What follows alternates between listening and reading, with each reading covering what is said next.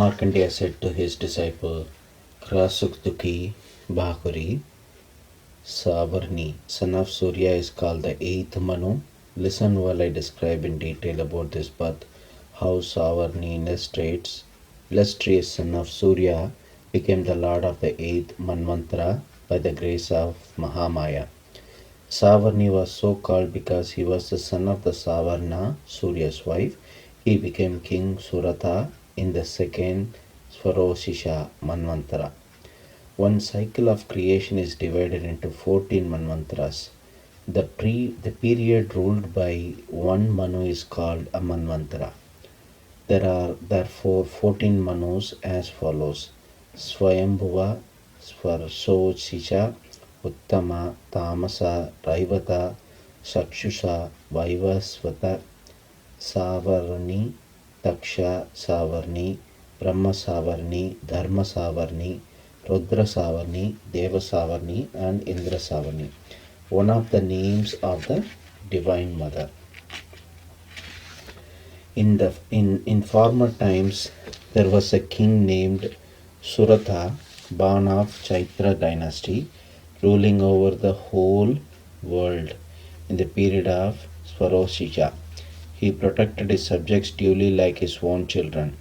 At the time, the king who were the destroyers of the Kolas became his enemies. He, the wielder of power weapons, fought a battle with the destroyers of Kolas, but was defeated by them though they were a small force. Then he returned to his own city and ruled over his own country. Then that illustrious king was attacked by those powerful enemies. Chaitra is said to be the first son of Sarvarshisha. The word Kola Vida Vimshina is variously explained by the commentators. Parjitar explained the word enemies in alliance with Kolas. Kolas may refer to the aboriginal race of Kolas, whose descendants are even now living in some parts of India. Even in his own city, the king, now bereft of strength, was robbed of his treasury and army by his own powerful, vicious, and evil disposed ministers. Thereafter, deprived of his sovereignty, the king left alone on horseback for a dense forest under the pretext of hunting. He saw there the hermitage of Medas, the supreme among the twice born, inhabited by wild animals, which were peaceful and graced by the disciples of the sage. Entertained by the sage, Surata spent some time moving about in the hermitage of the great sage. There, then overcome with attachment, he fell into the thought, I do not know whether the capital, which was well guarded by my ancestors and recently deserted by me, is being guarded righteously or not by my servants of evil conduct. I do not know what enjoyments my chief elephant, heroic and always elated, and now fallen into the hands of my foes, will get. Those who were my constant followers and received favor, riches, and food from me now certainly pay homage to other kings. The treasure which I gathered with great care will be squandered by those constant spendthrifts who are addicted to improper expenditures. The king was continually thinking of these and other things. Near the hermitage of the Brahmana, he saw a merchant and asked him, Oh, who are you? What is the reason for your coming here? Wherefore do you appear as if afflicted with grief and depressed in mind? Hearing this speech of the king, uttered in a friendly spirit, the merchant bowed respectfully and replied to the king. The merchant said, I am a merchant named Samadhi, born in a wealthy family. I have been cast out by my sons and wives, who are wicked through greed of wealth. My wife and sons have appropriated my riches and made me devoid of wealth. Cast out by my trusted kinsman, I have come to the forest grief-stricken. Dwelling here, I do not know anything as regards good or bad of my sons, kinsman and wife. At present his welfare or ill luck. Theirs at home. How are they? Are my sons living good or evil lives? The king said, why is your mind affectionately attached to those covetous folk, your sons, wife, and others, who have deprived you of your wealth? The merchant said, this very thought has occurred to me just as you have uttered it. What can I do? My mind does not become hard. It bears deep affection to those very persons who have driven me out in their greed for wealth, abandoning love for a father and attachment to one's master and kinsman. I do not comprehend, although I know it, O noble hearted king, how it is that the mind is prone to love even towards worthless kinsmen. On account of them, I have heavy sighs and feel dejected. What can I do since my mind does not become hard towards those unloving ones? Markandeya said. Then, O Brahmana, the merchant Samadhi and the noble king together approached the sage Medas, and after observing the etiquette worthy of him and was and as was proper, they sat down and conversed with him on some topics. The king said, sir, I wish to ask you one thing.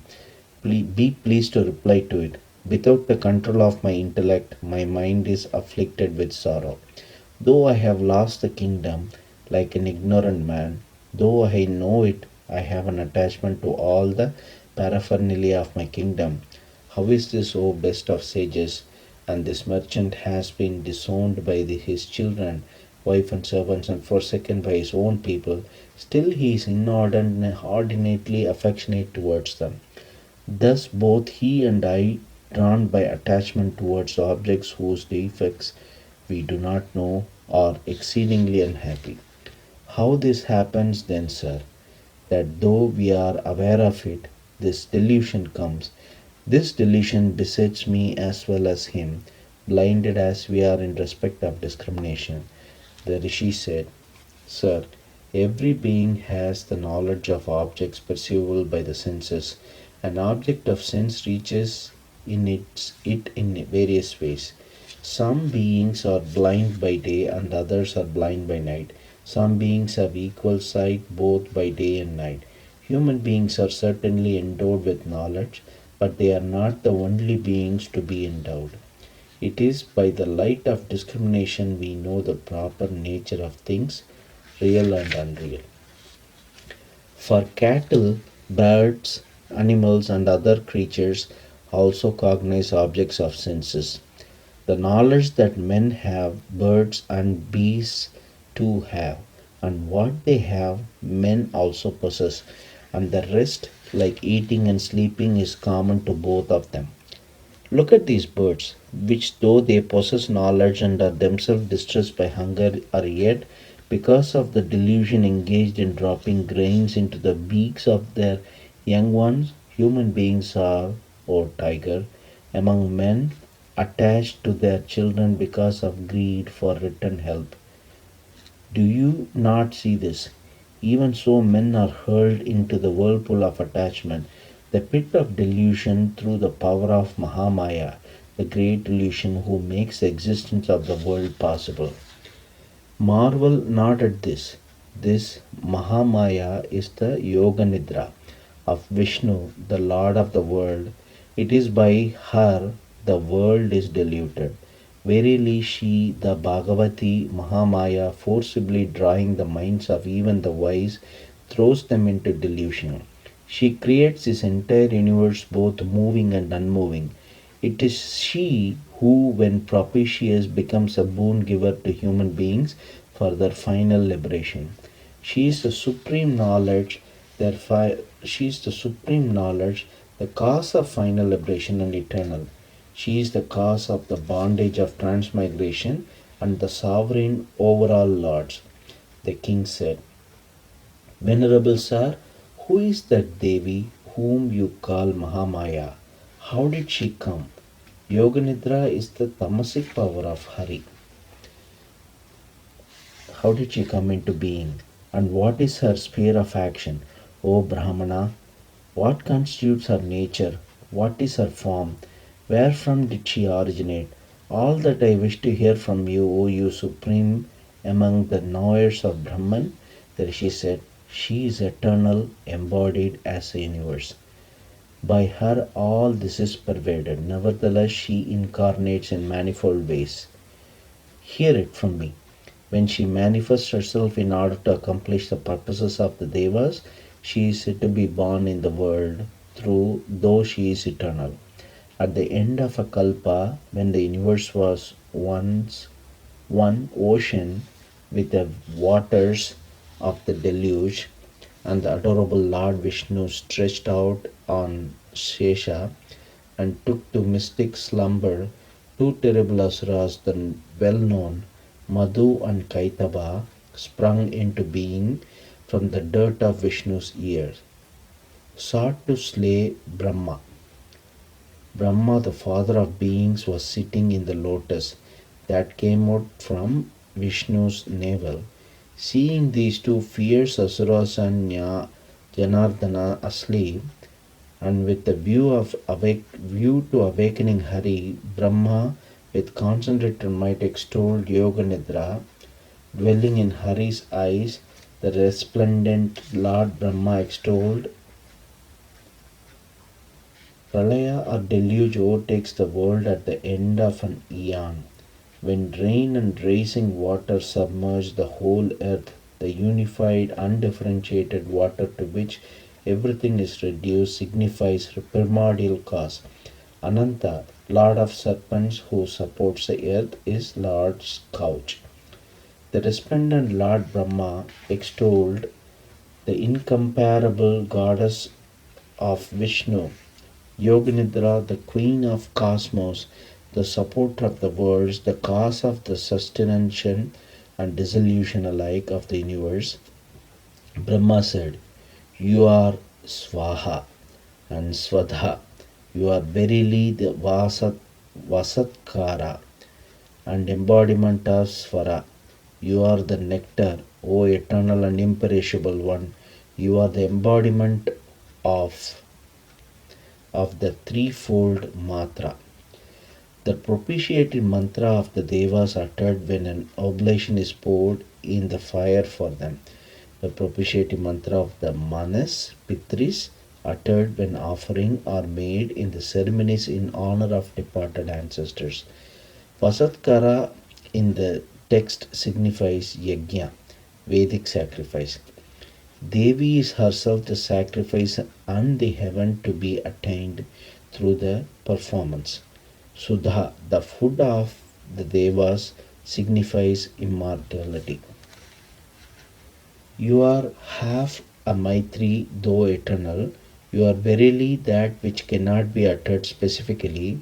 You are Savitri and the supreme mother of the Devas. By you, this universe is born. By you, this world is created. By you, it is protected, O Devi, and you always consume it at the end. O you who are always of the form of the whole world, at the time of creation, you are of the form of creative force. At the time of sustentation, you are the form of the protective power. And at the time of the dissolution of the world, you are of the form of the destructive power. You are the supreme knowledge as well as the great nescience, the great intellect and contemplation. Omkara, made up of A, U, and M, the famous Savitri hymn which occurs in Rig Veda. As also the great delusion, the great Devi as also the great Asuri. You are the primordial cause of everything, bringing into force the three qualities. You are the dark night of periodic dissolution. You are the great night of final dissolution and the terrible night of delusion. You are the goddess of good fortune, the ruler, modesty, intelligence, characterized by knowledge, bashfulness, nourishment, contentment, tranquility, and forbearance, armed with sword, spear, club, discus, conch, bow, arrows, slings, and iron mace. All powers of good and evil belong to her. Powers of good are hers, as much as powers of evil. Sattva, Rajas, and Tamas, of which all things are composed. You are terrible, and at the same time you are pleasing. Yeah, more pleasing than all the pleasing things and exceedingly beautiful. You are indeed the supreme Ishwari, beyond the high and low. And whatever a thing exists, conscient, real or non conscient, unreal, whatever power all that possesses yourself, O you, who are the soul of everything, how can I extol you more than this? By you, even he who creates, sustains, and devours the world is put to sleep. Who is here capable of extolling you? Who is capable of praising you? Who have made all of us, Vishnu, myself. She is compassionate to those who surrender to her, but terrible to those who disobey and go against her. Siva, take our embodied forms, O Devi, being lauded thus, bewitch these two unassailable asuras, Madhu and Kaitaba, with your superior powers. Let Vishnu, the master of the world, be quickly awakened from sleep and rouse up his nature to slay these two great asuras. Rishi said, there, the Devi of delusion, extolled thus by Brahma, the creator, in order to awaken Vishnu for the destruction of Madhu and Kaitaba. According to the three gunas of nature, Mahamaya takes three forms: Mahakali, Mahalakshmi, and Mahasaraswati, being her tamasic, rajasic, and sattvika forms. Drew herself out from his eyes, mouth, nostrils, arms, heart, and breast, and appeared in the sight of Brahma of indestructible birth. Janardana, Lord of the universe, quitted by her, rose up from his couch on the universal ocean and saw those two evil asuras, Madhu and Kaitaba, of exceeding heroism and power, with eyes red in anger, endeavoring to devour Brahma.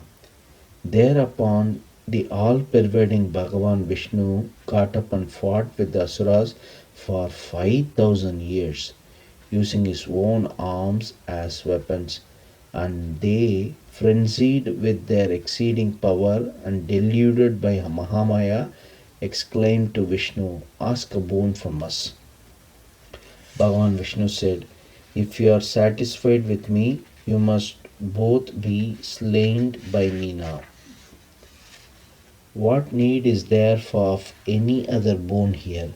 My choice is this much needed. Rishi said, those two asuras, thus bewitched by Mahamaya, gazing then at the entire world turned into water, told Bhagavan, the lotus-eyed one, slay us at the spot where the earth is not flooded with water. The Rishi said, saying, be it so. Bhagavan Vishnu, the great wielder of conch, discus, and mace, took them on his loins and there severed. As the whole universe was flooded, the demons thought the Lord would not be able to find a waterless spot to kill them. As, however, the deluge water had to come up to the loins of the Lord, he took them up there and killed them. Their heads with his discus. Thus she, Mahamaya, herself appeared when praised by Brahma. Now listen again the glory of this Devi, I tell you. Here ends the first chapter called the slaying of Madhu and Kaitaba of Devi Mahatmyam in Markandeya Purana during the period of Savarni Gamano. Meditation of Mahalakshmi. I resort to Mahalakshmi, the destroyer of Mahishasura, who is seated on the lotus, is of the complexion of coral, and who holds in her 18 hands rosary, axe, mace, arrow, thunderbolt, lotus, bow, pitcher, rod, shakti, sword, shield, conch, bell, wine cup, trident, noose, and the discus Sudarshana. The Rishi said, of yore, when Mahishasura was the lord of Asuras and Indra, the lord of Devas, there was a war between the Devas and Asuras for full 100 years. In that, the army of Devas was vanquished by the valorous Asuras. After conquering all the Devas, Mahishasura became the lord of heaven, Indra. Then the vanquished Devas, headed by Brahma, the lord of beings, went to the place where Shiva and Vishnu were. The Devas described to them in detail as it happened the story of the defeat wrought by Mahishasura. He, Mahishasura himself, has assumed the jurisdiction of Surya, Indra, Agni, Vayu, Chandra, Yama, and Varuna, and others. Thrown out from heaven by that evil natured Mahisha, the host of Devas wander on earth like mortals.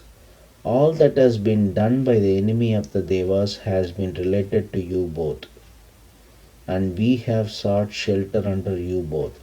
May both of you be pleased to think out the means of his destruction.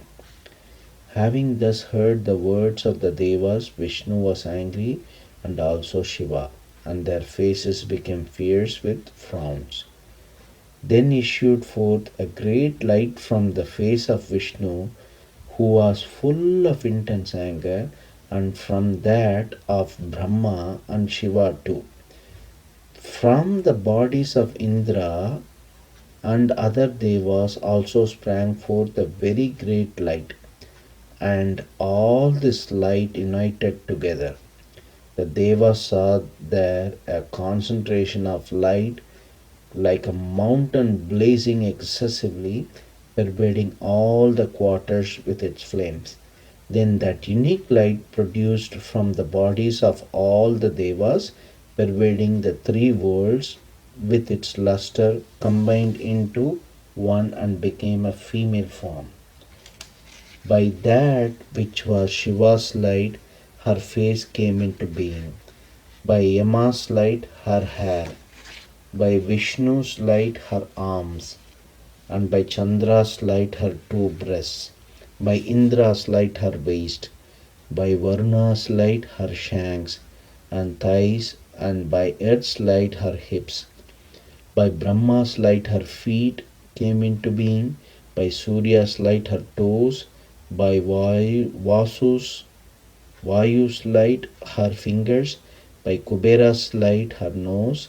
By Prajapati's light, her teeth came into being. And similarly, by Agni's light, her three eyes were formed.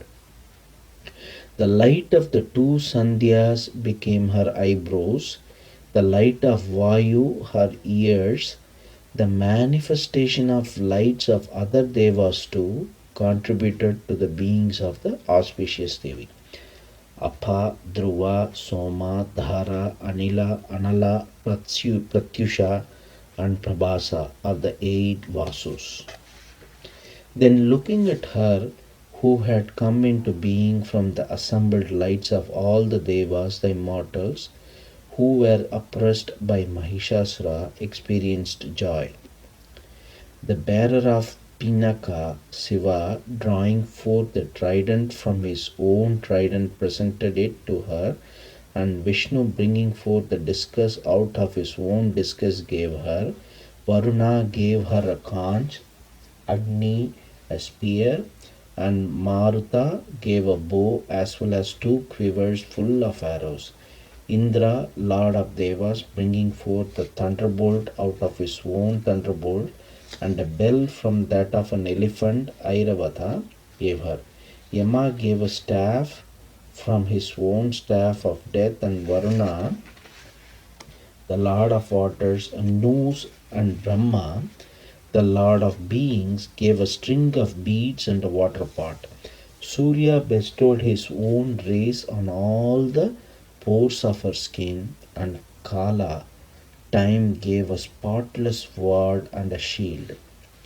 The milk ocean gave a pure necklace, a pair of undecaying garments, a divine crest jewel, a pair of earrings, bracelets, a brilliant half moon ornament, armlets on all arms, a pair of shining anklets, a unique necklace, and excellent rings on all the fingers.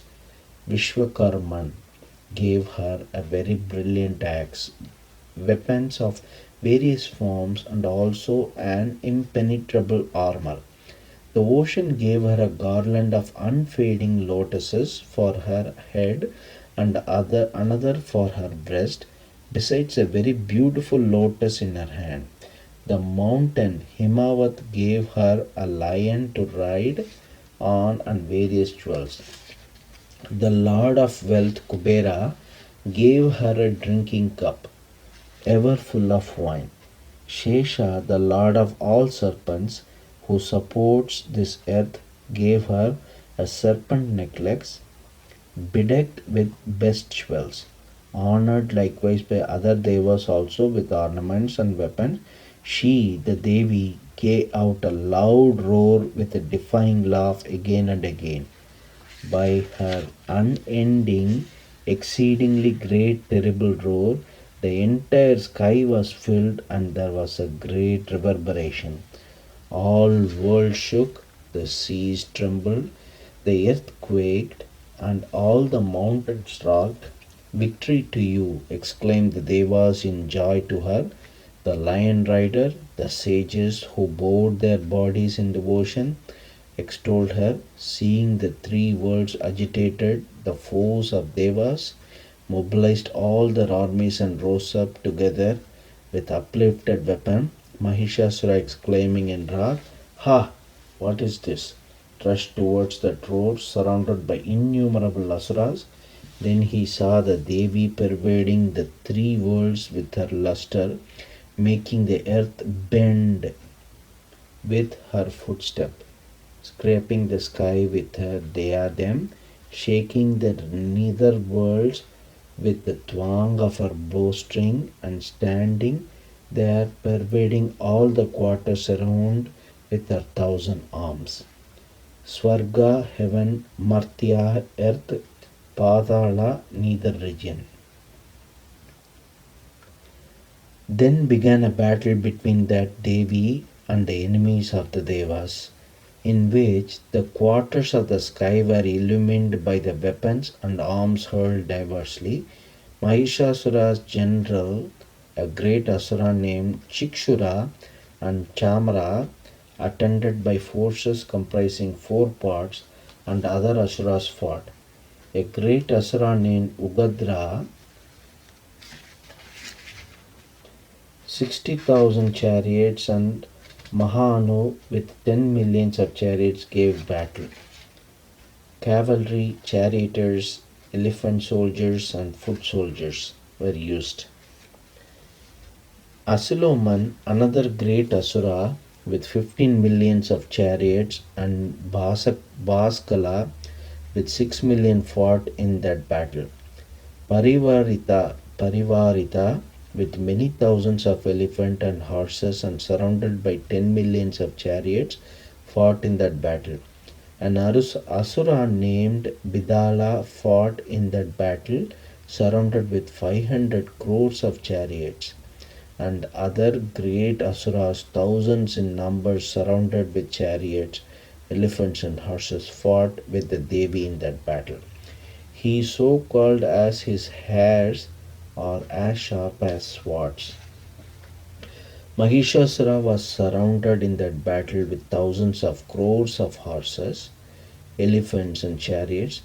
Others asuras fought in that battle against the Devi with iron maces and javelins, with spears and clubs, with swords, axes, and halberds. Some hurled spears and other nooses. They began to strike her with swords in order to kill her, showering her own weapons and arms. That Devi, Chandika, verily easily cut into pieces all those weapons and arms. Without any strain on her face, and with gods and sages extolling her, the Ishwari threw her weapons and arms at the bodies of the asuras. And the lion also, which carried the Devi, shaking its mane in rage, stalked among the host of the Asuras like conflagration amidst the forest. The sides which Ambika engaged in the battle heaved became at once her battalions by hundreds and thousands. Energized by the power of the Devi, these battalions fought with axes, javelins, swords, halberds, and destroyed the Asuras.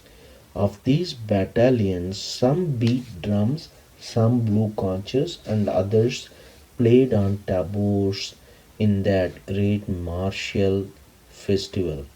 Then the Devi killed hundreds of Asuras with her trident, club, showers of spears, swords, and the like, and threw down others who were stupefied by the noise of her bell. And binding others with her noose, she dragged them on the ground. Some were split into two by the sharp slashes of her sword, and others smashed by the blows of her mace, lay down on the ground, and some severely hammered by her club vomited forth blood. Pierced in the breast by her trident, some fell on the ground, pierced all over by her arrows and resembling porcupines. Some of the enemies of the Devas gave up their lives on that field of battle.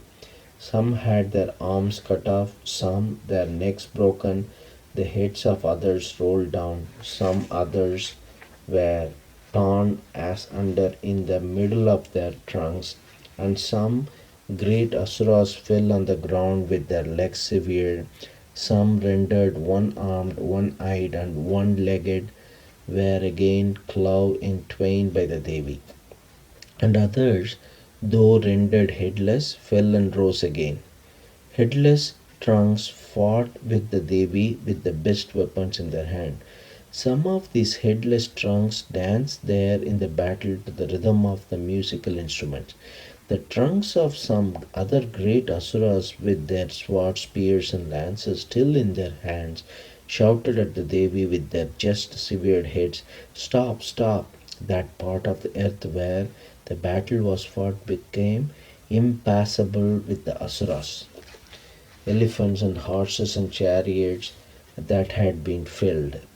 The profuse blood from the asuras, elephants, and horses flowed immediately like large rivers amidst that army of asuras.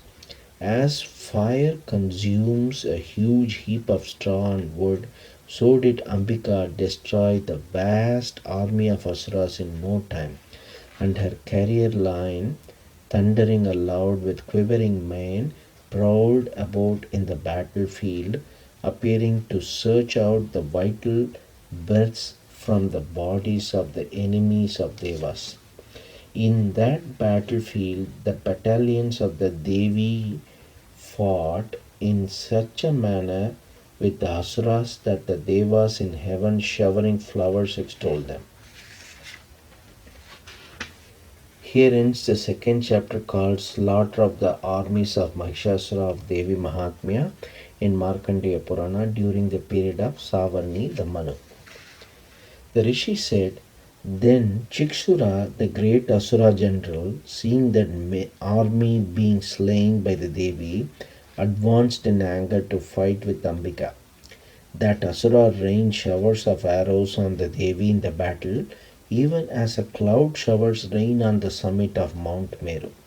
Then the Devi, easily cutting asunder the masses of his arrows, killed his horses and their controllers with her arrows. Forthwith she split his bow and lofty banner, and with her arrows pierced the body of that Asura whose bow had been cut. His bow shattered, his chariot broken, his horses killed, and his charioteer slain. The Asura, armed with sword and shield, rushed at the Devi. Swiftly he smote the lion on the head with his sharp-edged sword, and struck the Devi also on her left arm. O king, his sword broke into pieces as it touched her arm. Thereon, his eyes turning red with anger, he grasped his pike Then the great Asura flung at Bhadrakali the pike, blazing with luster as if he was hurling the very sun from the skies. Seeing that pike coming upon her, the Devi hurled her pike that shattered his pike into 100 fragments, and the great Asura himself. Mahishasura's very valiant general having been killed, Chamara, the afflicter of Devas, mounted on an elephant, advanced. He also hurled his spear at the Devi Ambika, quickly assailed it with a whoop, made it lustrous and fall to the ground. A name of Chandika. Seeing his spear broken and fallen, Chamara, full of rage, flung a spike and he split that also with her arrows. Then the lion, leaping up and seating itself at the center of the elephant's forehead, engaged itself in a hand to hand fight with the foe of the Devas. Fighting, the two then came down to the earth from the back of the elephant and fought very impetuously, dealing the most terrible blows at each other. Then the lion, springing up quickly to the sky and descending, severed Chamra's head with a blow from its paw. And Udagra was killed in the battle by the Devi with stones, trees, and the like. And Karala also was stricken down by her teeth and fists and slaps.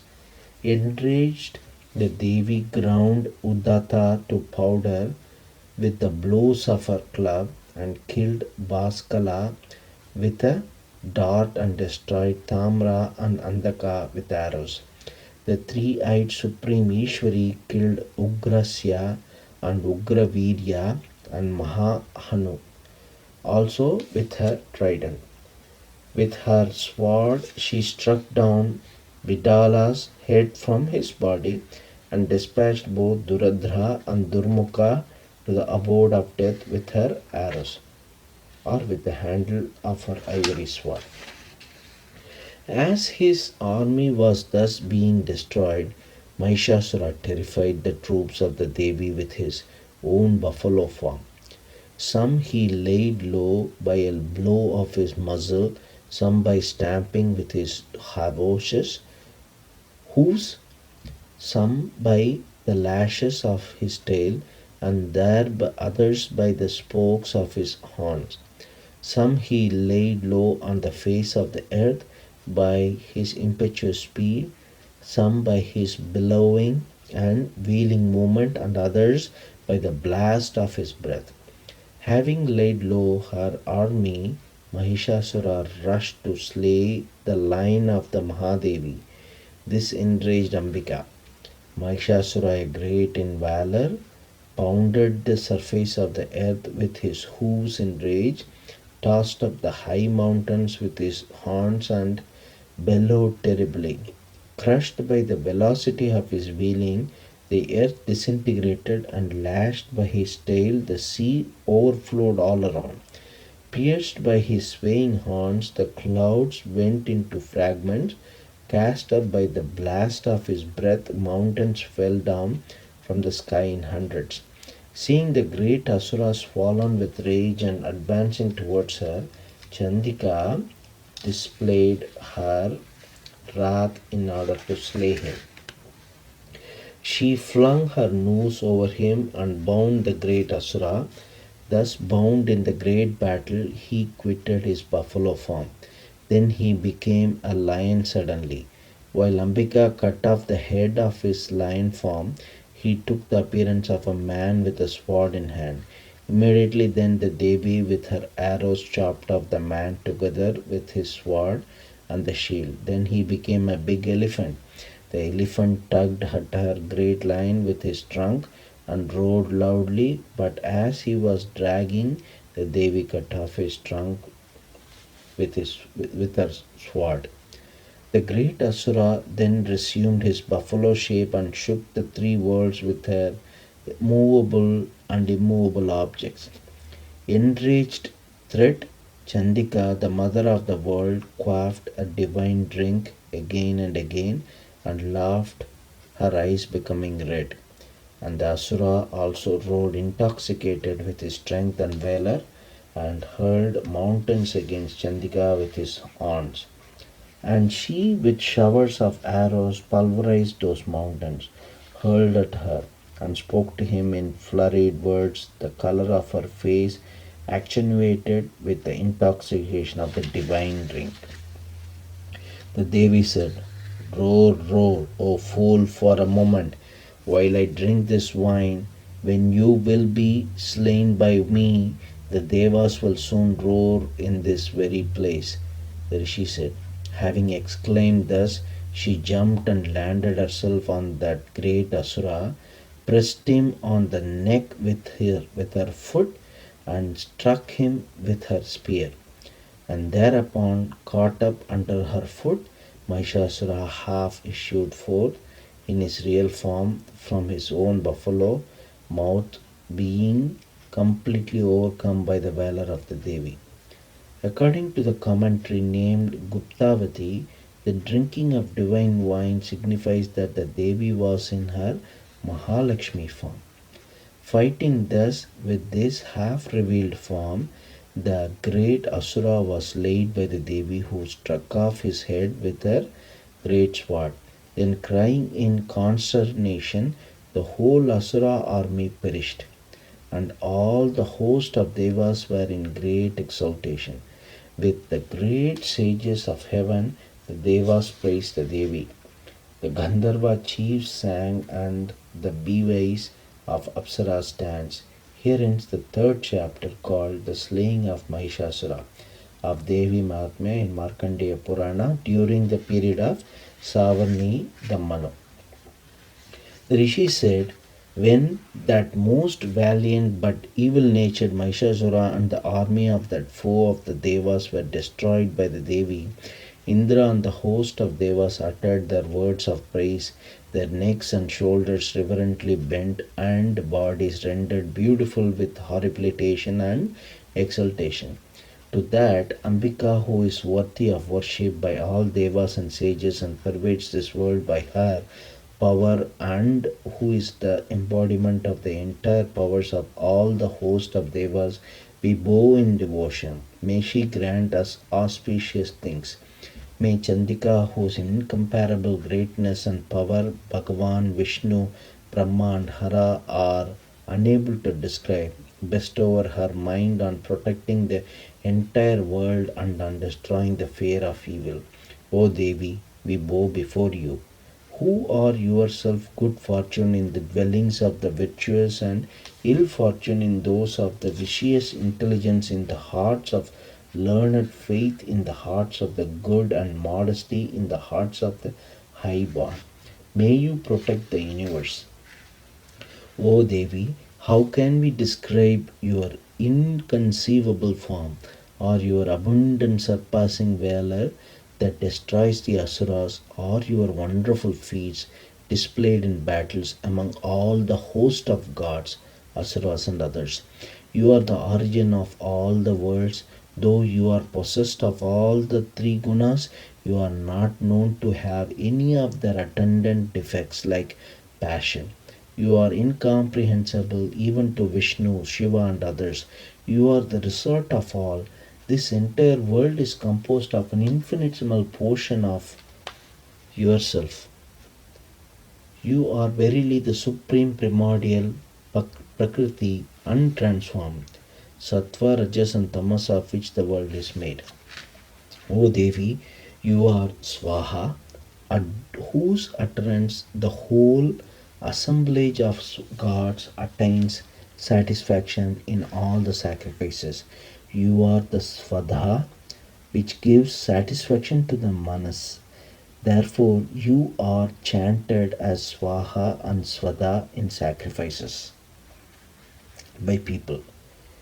Creatrix or nature, she is both with form and without form, and is termed variously.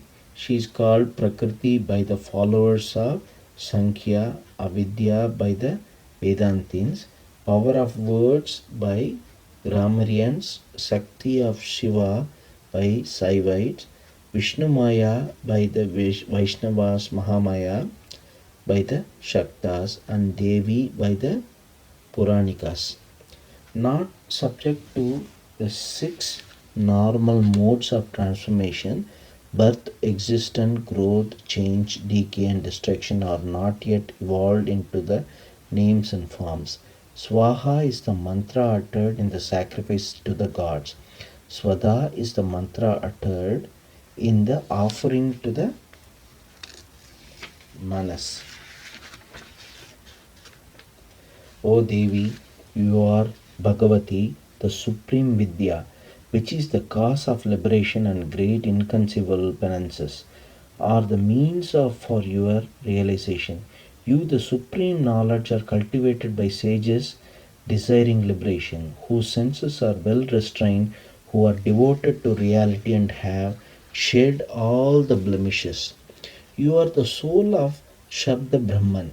You are the repository of the very pure Arke and Rig and Yajur hymns and of Samans, the recitals of whose word is beautiful with the Udgita. You are Bhagavati. Vidya is the cause of liberation, while Avidya is the cause of bondage. The Rig Veda, Yajurveda, Samaveda are respectively the form of Mahakali, Mahalakshmi, and Mahasaraswati. Pranava or Omkara are the music of the Saman, embodying the three Vedas, and you are the sustenance whereby life is maintained. You are the supreme destroyer of the pain of all the worlds. O Devi, you are the intellect by which the essence of all scriptures is comprehended.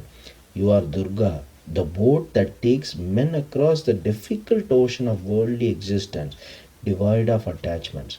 You are Sri, who has invariably taken her abode in the heart of Vishnu. You are indeed Gauri, who has established herself with Shiva. Gently smiling, pure resembling the full moon's orb, beautiful like the splendor of excellent gold was your face. Yet it was very strange that, being swayed by anger, Mahishasura suddenly struck your face when he saw it. Far strange is that after seeing your wrathful face, O Devi, terrible with the frowns and red in the hue like the rising moon, that Mahishasura did not forthwith give up his life, for who can live after beholding the enraged destroyer? O Devi, be propitious. You are supreme. If enraged, you forthwith destroy the Asura families for the welfare of the world. This was known the very moment when the extensive forces of Mahishasura were brought to their end. You who are always bounteous with wisdom, you are well pleased. Those fortunate ones are indeed the object of esteem in the country. Theirs are riches, theirs are glories, and their acts of righteousness perish not.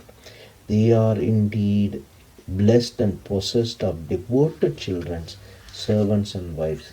By your grace, O Devi, the blessed individual does daily all righteous deed with utmost care and thereby attains to heaven. Are you not therefore, O Devi, the bestower of reward in all the three worlds? When called to mind in a difficult pass, you remove fear for every person. When called to mind those in happiness, you bestow a mind still further pious. Which goddess but you, O dispeller of poverty, pain, and fear, has an ever sympathetic heart for helping everyone? The world attains happiness by the killing of these foes, and though these asuras have committed sins to keep them long in hell, let them reach heaven by meeting death eventually at the battle with me, thinking thus that you, O Devi, certainly destroy our enemies. Don't you reduce to ashes all asuras by mere sight, but you direct your weapons against them so that even the inimical ones purified by the missiles, may attain the higher worlds. Such is your most kindly intention towards them. If the eyes of the asuras had not been put out by the terrible flashes of the mass of light issuing from your sword, or by the copious luster of your spear point, it is because they saw also your face resembling the moon, giving out cool rays. O Devi, your nature is so subdued, the conduct of the wicked, this your peerless beauty is inconceivable for others.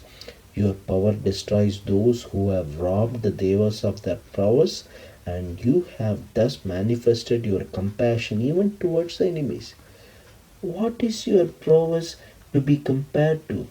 Where can one find this beauty of yours, most charming yet striking fear in enemies, compassion in heart, relentless in battle or sin, O Devi, O bestower of boons? Only in you, in all the three worlds, through the destruction of the enemies, all these three worlds have been saved by you. Having killed them in the battlefront, you have led even those host of enemies to heaven, and you have dispelled our fear from the frenzied enemies of the Devas. Salutation to you. O Devi, protect us with your spear. O Ambika, protect us with your sword. Protect us by the sound of your bell and by the twang of your bowstring.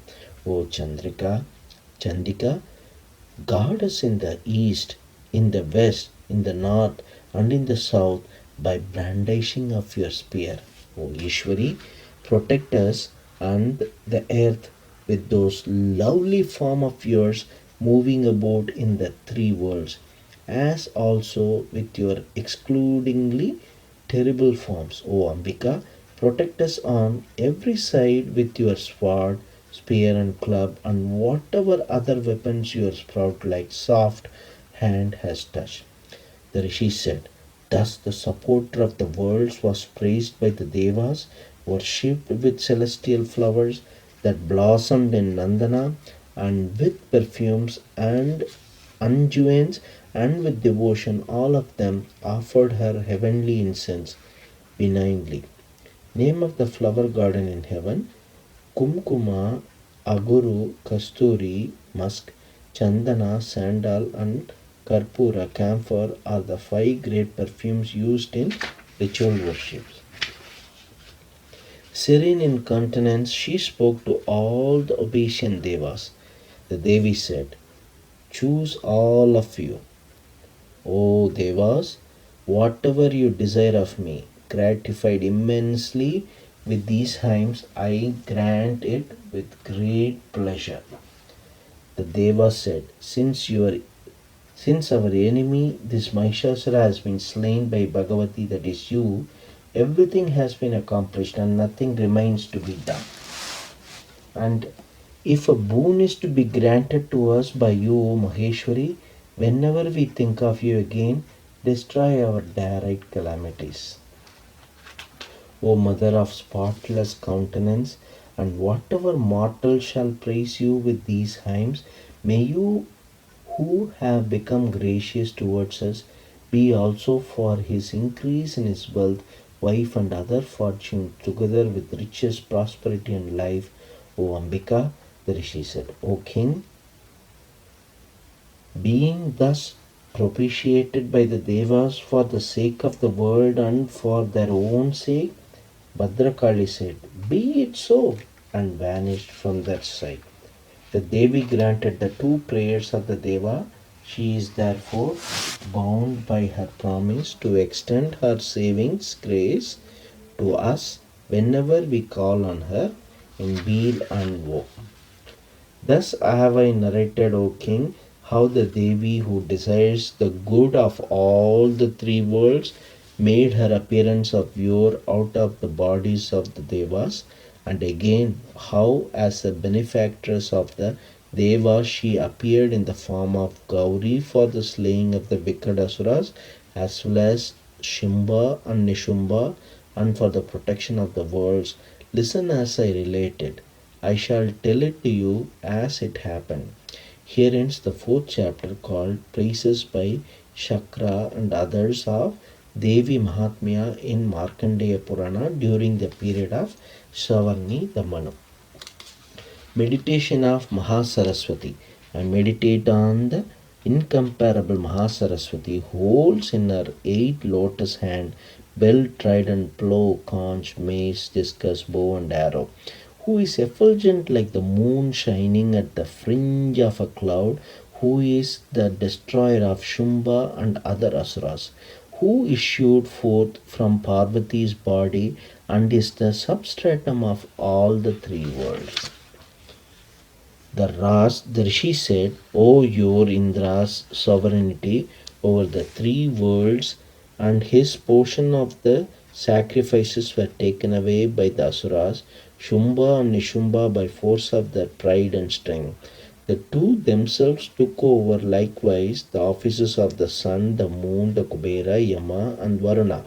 They themselves exercised Vayu's authority and Agni's duty. Deprived of their lordships and sovereignties, the Devas were defeated. According to Vamana Purana, Shumba and Nishumba were born of Kashyapa and his wife Danu. Deprived of their functions and expelled by these 2 great asuras, all the Devas thought of the invincible Devi. She had granted us the boon. Whenever in calamities you think of me, that very moment I will put an end to all your worst calamities. Resolving thus, the Devas went to Himavat, lord of the mountains, and there extolled the Devi, who is the elusive power of Vishnu. The Devas said, Salutation to the Devi, to the Mahadevi, salutation always to her, who is ever. This is called hymn to Aprajita. Auspicious. Salutation to her who is the primordial cause and the sustaining power. With attention we have made obeisance to her. Salutation to her who is terrible, to her who is eternal. Salutation to Gauri, the supporter of the universe. Salutation always to her who is of the form of the moon and the moonlight and happiness itself. We bow to her who is welfare. We make salutations to her who is prosperity and success. Salutation to the consort of Shiva, who is herself the good fortune as well as the misfortune of kings. Salutation always to Durga, who takes one across in difficulties, who is essence, who is the author of everything, and who is knowledge of discrimination, and who is the blue, black, and also smoke like in complexion. We prostrate before her who is at once most gentle and most terrible. We salute her again and again. Salutation to her who is the support of the world. Salutation to the Devi who is the form of a volition. Salutation again and again to Devi who in all beings is called Vishnu Maya. Salutation again and again to Devi who abides in all beings as consciousness. To the Devi who abides in all beings in the form of intelligence. To the Devi who abides in all beings in the form of asleep. To the Devi who abides in all beings in the form of hunger. To the Devi who abides in all beings in the form of reflection. To the Devi who abides in all beings in the form of power. To the Devi who abides in all beings in the form of thirst. To the Devi who abides in all beings in the form of forgiveness. To the Devi who abides in all beings in the form of genius. To the Devi who abides in all beings in the form of modesty. To the Devi who abides in all beings in the form of peace. To the Devi who abides in all beings in the form of faith. To the Devi who abides in all the beings in the form of loveliness. To the Devi who abides in all beings in the form of good fortune. To the Devi who abides in all beings in the form of activity. To the Devi who abides in all beings in the form of memory. To the Devi who abides in all the beings in the form of compassion. To the Devi who abides in all beings in the form of contentment. To the Devi who abides in all beings in the form of mother. To the Devi who abides in all beings in the form of error. To the all-pervading Devi who constantly presides over the senses of all beings and governs all the elements. Truth and error are both upwards and reverse forms of the goddess. Salutation again and again to her who, pervading this entire world, abides in the form of consciousness, invoked of yore by the Devas for the sake of their desired object and adored by the Lord of the Devas every day. May she, the Ishwari, the source of all good, accomplish for us all auspicious things and put an end to our calamities. And who is now again reverenced by us Devas, tormented by arrogant asuras, and who call to mind by us obeisant with devotion, destroys this very moment all our calamities. The Rishi said, O Prince, with the Devas were thus engaged in praises and other acts of adoration, Parvati came there to battle in the waters of the Ganga. She, the lovely bride, said to those Devas, who is praised by you here, an auspicious goddess sprung forth from her physical sheath, gave the reply, this hymn is addressed to me by the assembled Devas set at naught by the Asura Shumba and routed in the battle by Nishumbha. Because that Ambika came out of Parvati, physical sheath, Kosha, she is glorified as Kausiki in all the worlds. After she had issued forth, Parvati became Dar and was called Kalika, and stationed on Mount Himalaya. Then Chanda and Munda, two servants of Shumba and Nishumbha, saw that Ambika Kaushiki, bearing a surpassingly charming form, they both told Shumba, O king, a certain woman most surpassingly beautiful dwells there shedding luster on Mount Himalaya. Such supreme beauty was never seen by anyone anywhere. Ascertain who that goddess is and take possession of her, O Lord of the Asuras. A gem among women of exquisitely beautiful limbs, illuminating the quarters with her luster. There she is, O Lord of the Daityas. You should see her, O Lord.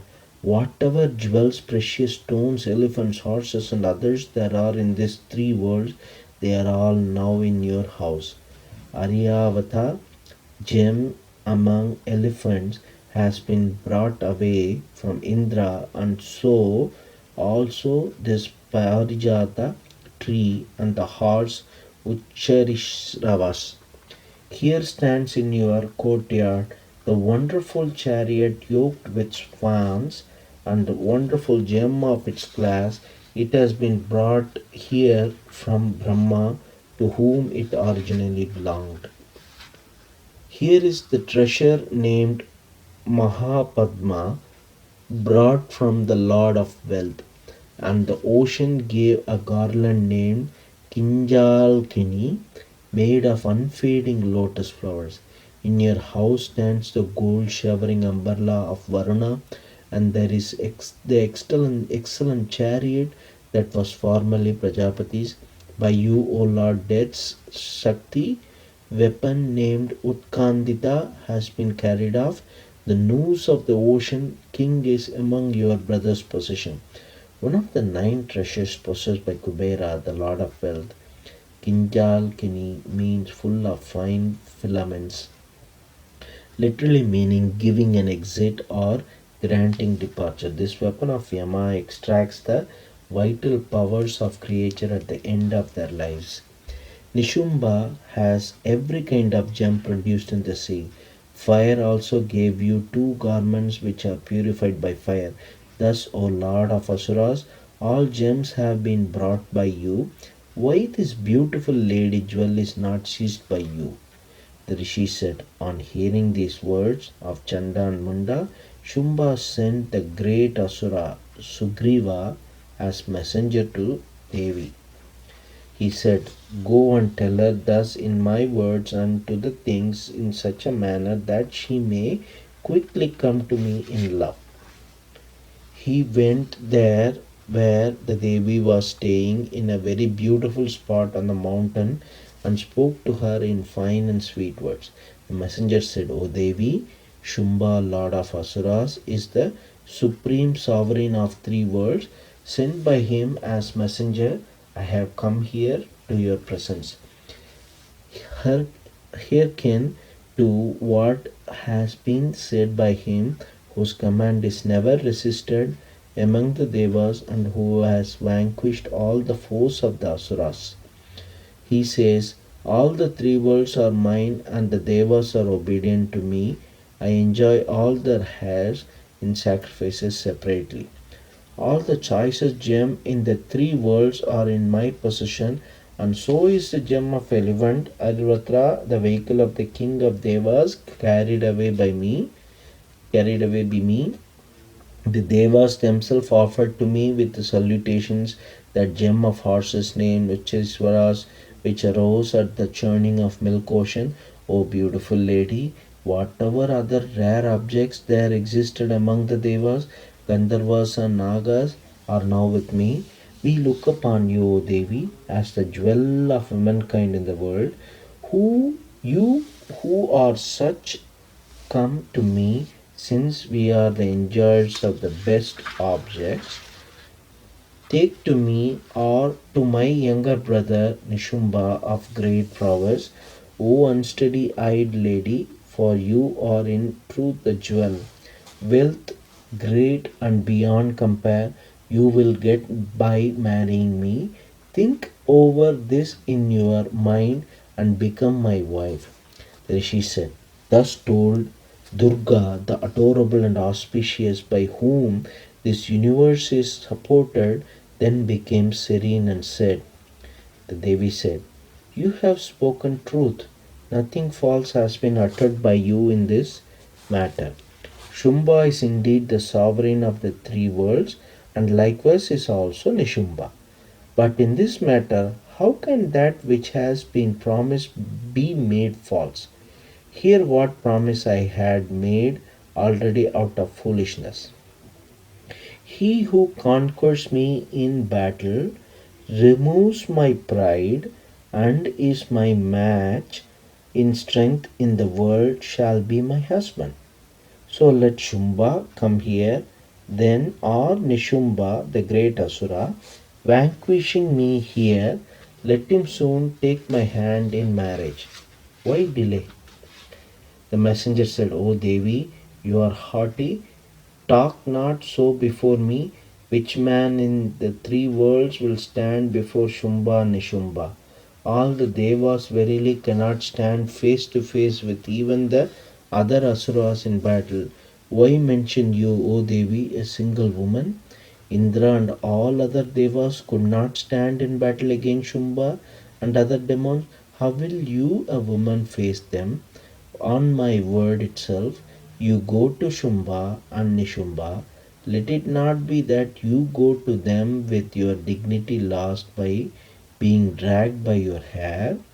The Devi said, yes, it is. Shumba is strong and so is Nishumba exceedingly heroic. What can I do, since there stands my ill-considered vow taken long ago?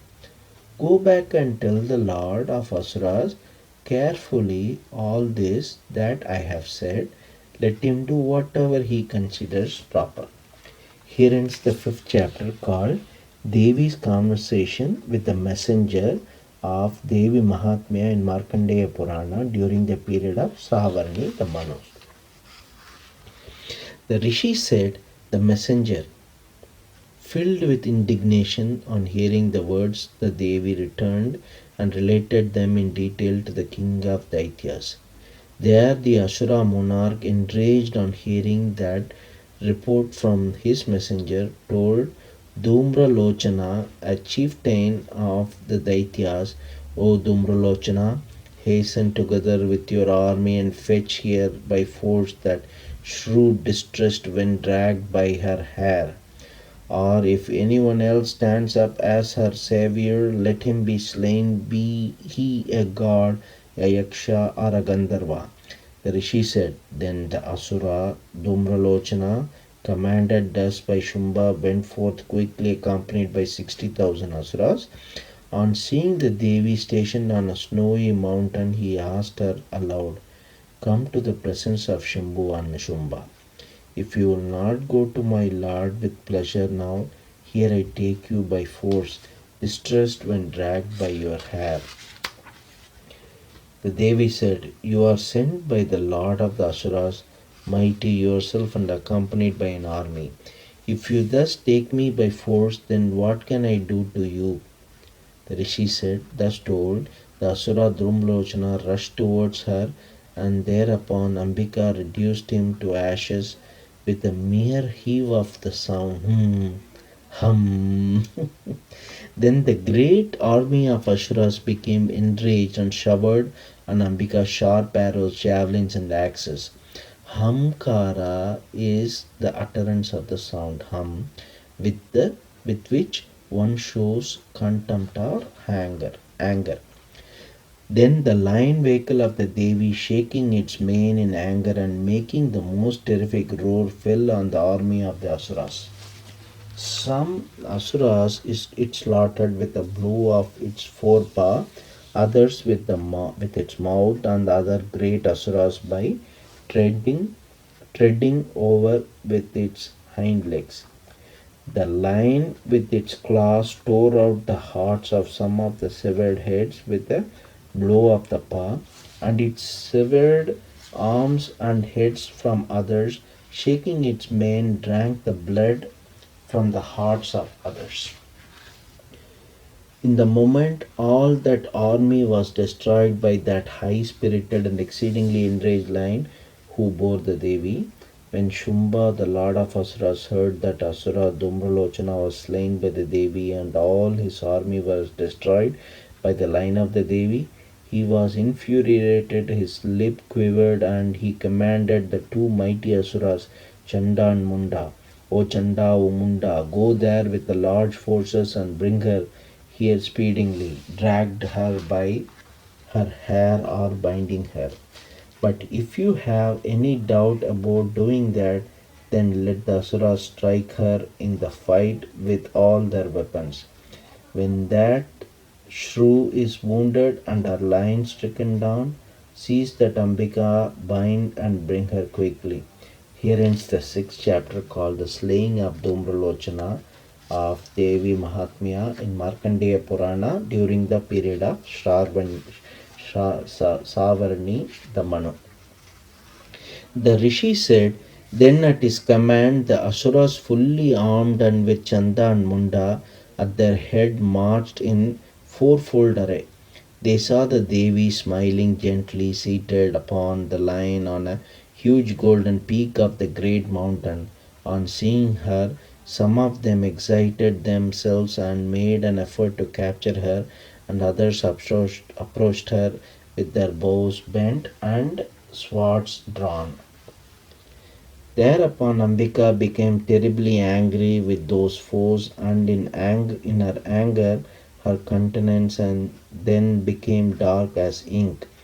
Out from the surface of her forehead, fierce with frown, issued suddenly Kali of terrible countenance, armed with a sword and nose, bearing the strange skull-topped staff, decorated with a garland of skulls, clad in a tiger skin, very appalling, owing to her emaciated flesh, with gaping mouth, fearful with her tongue, lolling out, having deep sunk reddish eyes, and filling the regions of the sky with her roars, and falling upon impetuously, and slaughtering the great Asuras in that army, she devoured those hosts of the foes of the Devas.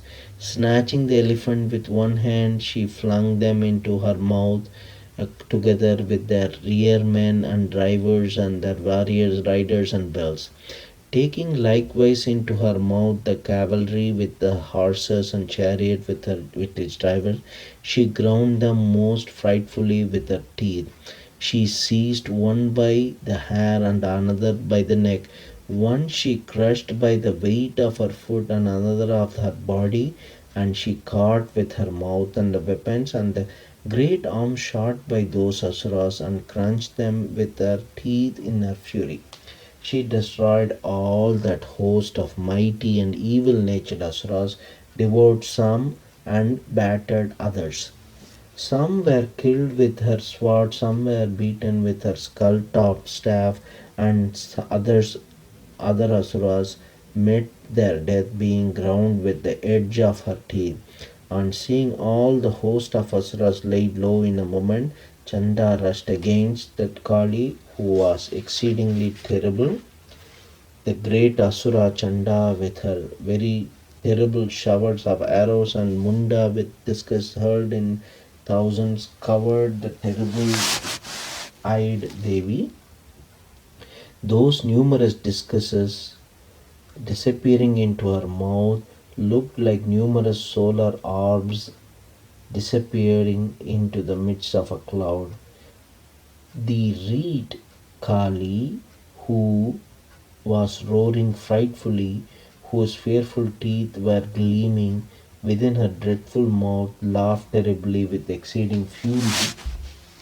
Then the Devi, mounting upon her great lion, rushed at Chanda and seizing him by his hair, severed his head with her sword.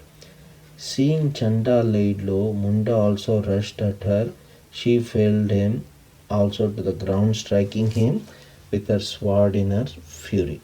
Seeing the most valiant Chanda and Munda laid low, the remaining army there became panicky and fled in all directions.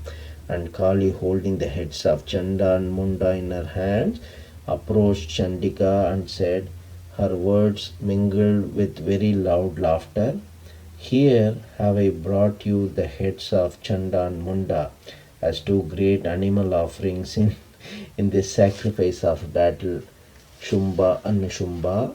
You shall yourself slay. The Rishi said, thereupon, seeing those asuras Chanda and Munda brought to her, the auspicious Chandika said to Kali these playful words, because you have brought me both Chanda and Munda, you, O Devi, shall be famed in the world by the name Chamunda.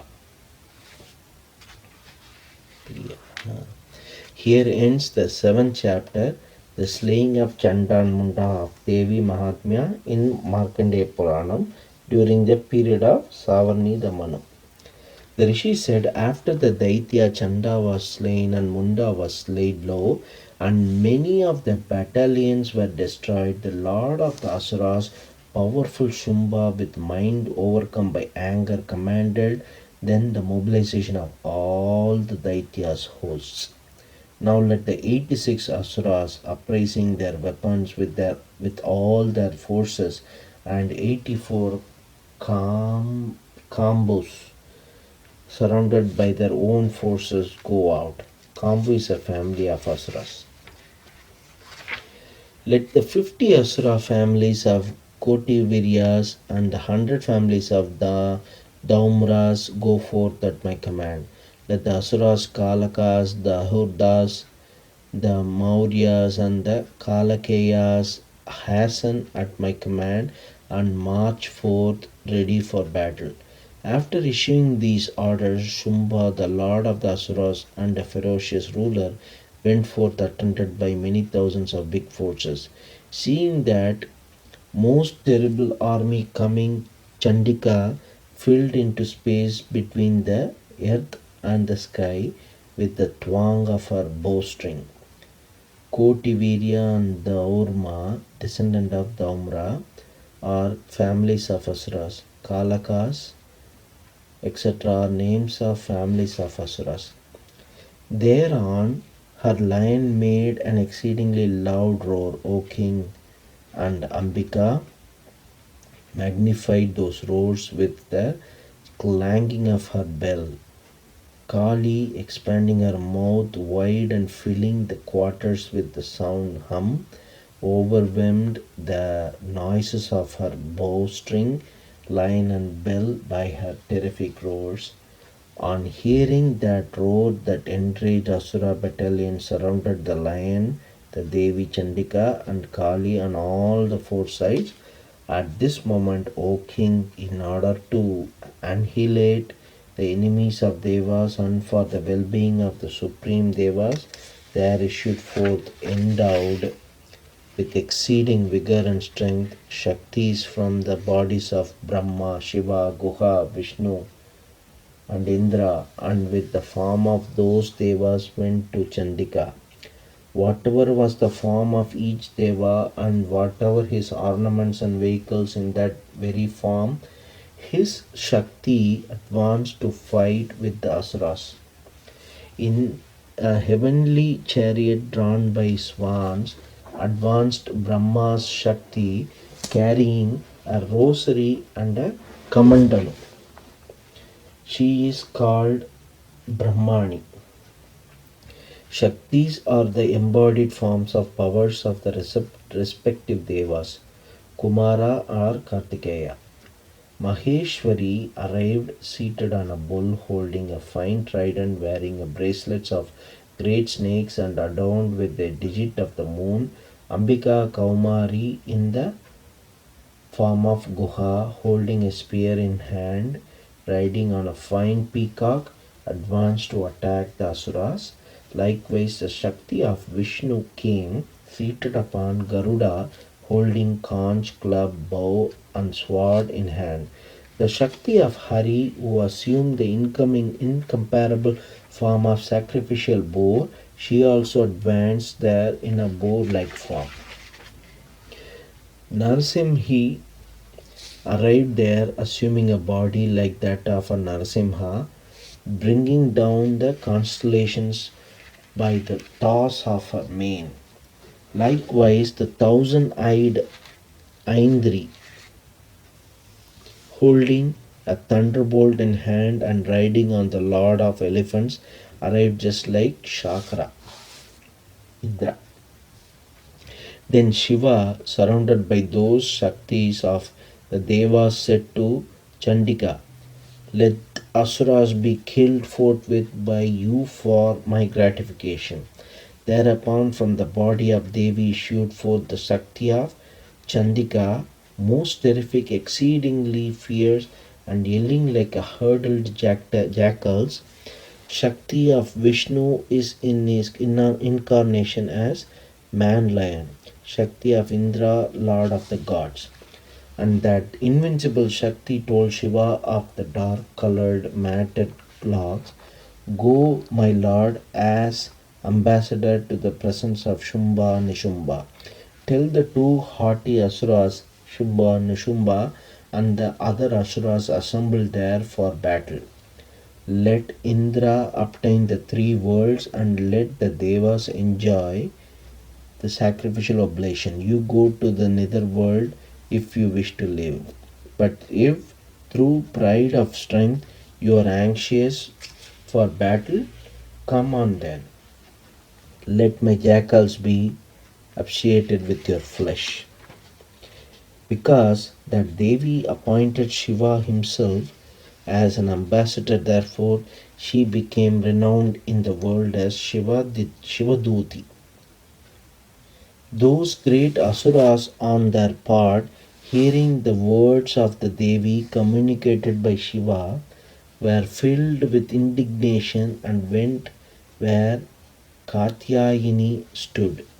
Then, in the very beginning, the enraged force of Devas poured in front of Devi, showers of arrows, javelins, and spears, and lightly with a huge arrow shot from her full drawn bow, she clove those arrows, spears, darts, and axes hurled by them. Literally, one of whom Shiva is Duta, ambassador, a name of Chandika. Then in front of him, Shumba stalked Kali, piercing the enemies to pieces with her spear and crushing them with her skull-topped staff. And Brahmani, wherever she moved, made the enemies bereft of valor and prowess by sprinkling on them the water from her kamandalu. The very wrathful Maheshwari slew the Daityas with her trident, and Vaishnavi with her discus and Kaumari with her javelin. Torn to pieces by the thunderbolt which come down upon them, hurled by Aindri, Daityas, and Danavas, fell on the earth in hundreds, streams of blood flowing out of them. Shattered by the boar formed goddess Varahi with blows of her snout, wounded in the chest by the point of her tusk, and torn by her discus, the asuras fell down. Narasimhi, filling all the quarters and the sky with her roars, roamed about in the battle, devouring other great asuras torn by her claws. Demoralized by the violent laughter of Shivaduti, the asuras fell down on the earth. She then devoured them who had fallen down. Seeing the enraged band of Maitris crushing the great asuras thus by various means, the troops of enemies of Devas took to their heels. Seeing the asuras harassed by the band of Maitris and fleeing, the great asura Raktabija strode forward to fight in wrath. Whenever from his body there fell into the ground a drop of blood, at that moment rose up from the earth asura of this stature. The great asura fought with Indra Shakti with club in his hand. Then Aindri also struck Raktabija with her thunderbolt. Blood flowed quickly and profusely from him who was wounded by the thunderbolt. From the blood rose up fresh combatants of his form and valor. As many drops of blood fell from his body, so many persons came into being. With this courage, strength, and valor, and those persons also sprung up from his blood, fought there with Maitreys in a more dreadful manner, hurling the very formidable weapons. And again, when his head was wounded by the fall of her thunderbolt, his blood flowed. Therefrom were born persons in thousands. Vaishnavi struck him with her discus in the battle. Aindri beat the lord of Asuras with her club. The world was pervaded by thousands of great Asuras who were of his stature and who rose up from the blood that flowed from him when cloven by the discus of Vaishnavi. Kaumari struck the great Asura Raktabija with her spear, Varahi with her sword, and Maheshwari with her trident. And Raktabija, the great Asura, also filled with wrath, struck everyone of Maitreya severely with his club. From this stream of blood which fell on the earth from him when he received multiple wounds by the spears, darts, and other weapons, hundreds of asuras came into being. And those asuras that were born from the blood of Raktabija pervaded the whole world. The Devas got intensely alarmed at this. Seeing the Devas dejected, Chandika laughed and said to Kali, O Chamunda, open out your mouth and open your mouth wide. With this mouth quickly take in the drops of blood generated by the blow of my weapon, and also the great asuras born of the drops of the blood of Raktabija. Roam about in the battlefield, devouring the great asuras that spring from him. So shall this Daitya with his blood emptied perish. As you go on devouring these, other fierce asuras will not be born. Having enjoined her thus, the Devi next smote him, Raktabija, with her dart. Then Kali drank Raktabija's blood with her mouth. Then and there he struck Chandika with his club.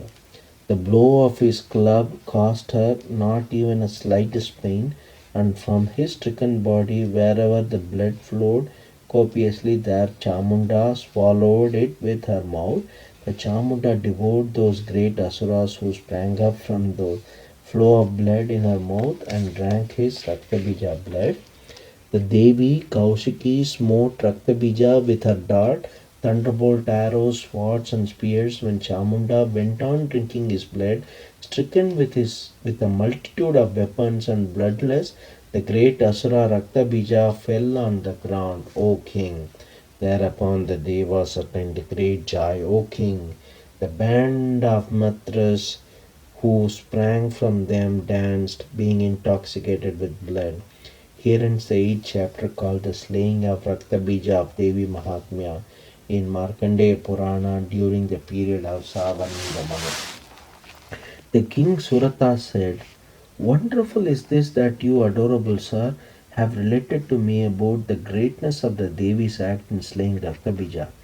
I wish to hear further what the very irate Shumba and Nishumba did after Raktabija was killed." And he said, after Raktabija was slain and other Asuras were killed in the fight, the Asura Shumba Nishumba gave way to unbounded wrath. Enraged on seeing his great army slaughtered, Nishumba then rushed forward with the chief forces of the Asuras. In front of him, behind him, and on both sides of him, great Asuras, enraged and biting their lips, advanced to slay the Devi. Shumba, also mighty in valor, went forward, surrounded with his own troops, to slay Chandika in his rage after fighting with the Maitris. Then commenced severe combat between the Devi on one side and on the other Shumba and Nishumba, who, like two thunder clouds, rained a most tempestuous shower of arrows on her. Chandika, with numerous arrows, quickly split the arrows shot by the two Asuras and smote the two lords of Asuras on their limbs with her mass of weapons. Nishumba, grasping a sharp sword and a shining shield, struck the lion, the great carrier of the Devi, on the head. When her carrier was struck, the Devi quickly cut the Nishumba's superb sword with a sharp edged arrow, and thus his shield, on which 8 moons were figured. When his shield was split and his sword too broken, the Asura hurled his spear, and that missile also, as it advanced towards her, was split into two by her discus. Then the Danava Nishumba, swelling with wrath, seized a dart, and that also, as it came, the Devi powdered with a blow of her fist. Then, brandishing his club, he flung it against Chandika, cleft by the trident of the Devi. It also turned into ashes. Then the Devi assailed the heroic Danava, advancing with battle axe in hand, and laid him low on the ground. When his brother Nishumba, of terrific prowess, fell to the ground, Shumba got infuriated in the extreme and strode forward to slay Ambika. Standing in his chariot and grasping excellent weapons in his long and incomparable 8 arms, he shone by pervading the entire sky. Seeing him approaching, the Devi blew her conch and made a twang of her bowstring, which was unbearable in the extreme. And the Devi filled all directions with the ringing of her bell, which destroys the strength of all Daitya hosts. The line filled the heaven, the earth, and the 10 quarters of the sky with loud roars, which made the elephants give up their violent rut. Then Kali, springing upwards in the sky, came down and struck the earth with both her hands. By its noise, all the previous sounds were drowned. Sivaduti made a loud, ominous peal of laughter. The Asuras were frightened by those sounds, and Shumba flew into an utmost rage. As Ambika said, "O evil natured one, stop, stop." The Deva station in the sky cheered her with the words, "Be victorious." The spear, flaming most terribly and shining like a mass of fire, which Shumba, approaching, hurled, it was coming along, put out by a great firebrand from the Devi. The interspace between the three worlds was pervaded by Shumba's lion like roar, and the dreadful thunderclap of the Devi smothered that, O king, that Devi split the arrows shot by Shumba, and Shumba also split the arrows discharged by her, each with her and his sharp arrows in hundreds and thousands. Then Chandika became angry and smote him with a trident. Wounded therewith, he fainted and fell to the ground. Then Nishumba, regaining consciousness, seized his bow and struck with the arrow the Devi and Kali and the lion. And the Danuja, lord of son of Dithi, putting forth a myriad of arms, covered Chandika with myriad discuses. Then Bhagavati Durga, the destroyer of difficulties and afflictions, became angry and split those discuses and those arrows with her own arrows. Thereupon Nishumba, surrounded by the Daitya host, swiftly seizing his club, rushed at Chandika to slay her. As he was just rushing at her, Chandika clove his club with her sharp edged sword, and he took hold of a dart. As Nishumba, the afflicter of the Devas, was advancing with the dart in hand, Chandika pierced him in the heart with the swiftly hurled dart. From his Nishumba's heart that was pierced by the dart issued forth another person of great strength and valor, exclaiming at the Devi, "Stop!" Then the Devi, laughing aloud, severed the head of him who issued forth with her sword. Thereupon he fell to the ground. The lion then devoured those asuras whose necks he had crushed with his fierce teeth, and Kali and Sivaduti devoured others. Some great asuras perished, being pierced through the spear by the spear of Kaumari. Others were repulsed by sprinkling of the water purified the incantation of Brahmani. Others fell pierced by the trident wielded by Maheshwari. Some were powdered on the ground by the blows from the snout of Varahi. Some Danavas were cut to pieces by the discus of Vaishnavi, and others again by the thunderbolt discharged from the palm of Aindri. Some asuras perished themselves, some fled from the great battle, and others were devoured by Kali, Sivadoti, and the lion. Here ends the ninth chapter called The Slaying of Nishumba of Devi Mahatmyam in Markandeya Purana during the period of Savarnida Manu. The Rishi said, seeing his brother Nishumba slain, who was dear to him as his life, and his army being slaughtered, Shumba angrily said, O Durga, you who are puffed up with the pride of strength, don't show your pride here. Though you are exceedingly haughty, you resorting to the strength of others fight. The Devi said, I am all alone in the world here. Who else is there besides me? See, O vile one, these goddesses who are but my own powers entering into my own self. Then all those Brahmani and the rest were absorbed in the body of the Devi. Ambika alone then remained. The Devi said, the numerous forms which I projected by my power here, those have been withdrawn by me, and now I stand alone. Be steadfast in combat. The Rishi said. Then began a dreadful battle between the bows, the Devi and Shumba, while all the Devas and Asuras looked on, with showers of arrows, with sharp weapons and frightful missiles. Both engaged again in a combat that frightened all the world. Then the Lord of Daityas broke the divine missiles, which Ambika discharged in hundreds with weapons that repulsed them. With fierce shout of hum and the like, the Parameshwari playfully broke the excellent missiles that he discharged. Then the Asura covered the Devi with hundreds of arrows, and the Devi in wrath split his bow with her arrows. And when the bow was split, the lord of the Daityas took up his spear with the discus. The Devi split that spear also in his hand. Next, the supreme monarch of Daityas take his sword, bright like the sun and shining shield, bearing the images of 100 moons, rushed at the Devi at that moment.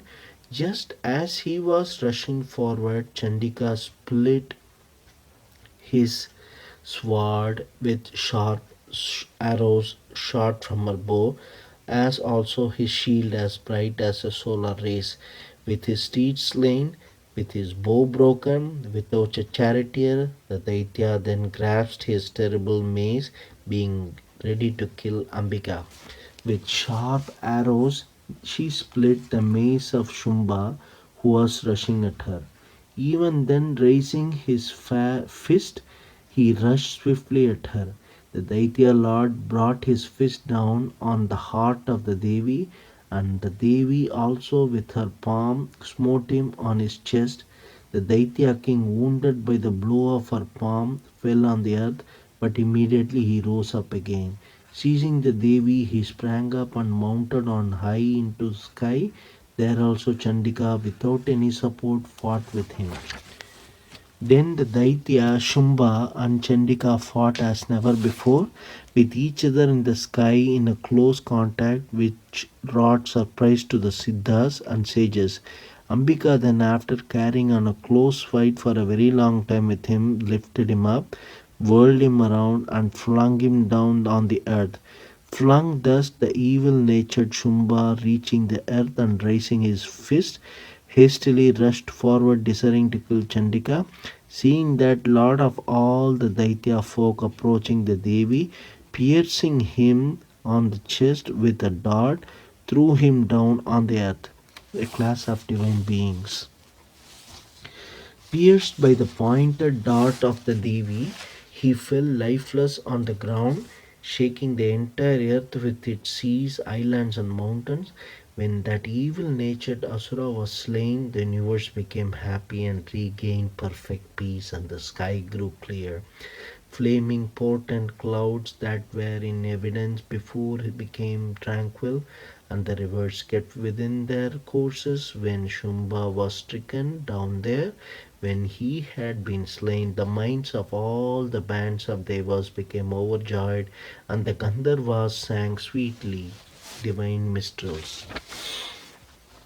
Others sounded that their instruments, and the bands of nymphs danced likewise. Favorable winds blew, the sun became very brilliant, and the sacred fires blazed peacefully, and tranquil became the strange sounds that had risen in the different quarters. Here ends the 10th chapter, called The Slaying of Shumba, of Devi Mahatmyam in Markandeya Purana during the period of Savarni the Manu. The Rishi said, when the great lord of Asuras was slain, thereby the Devi, Indra, and other devas led by Agni, with their object fulfilled and their cheerful faces illuminating the quarters, praised her. Katyayini, O Devi, you who remove the sufferings of your supplicants, be gracious, be propitious, O Mother of the whole world, be gracious, O Mother.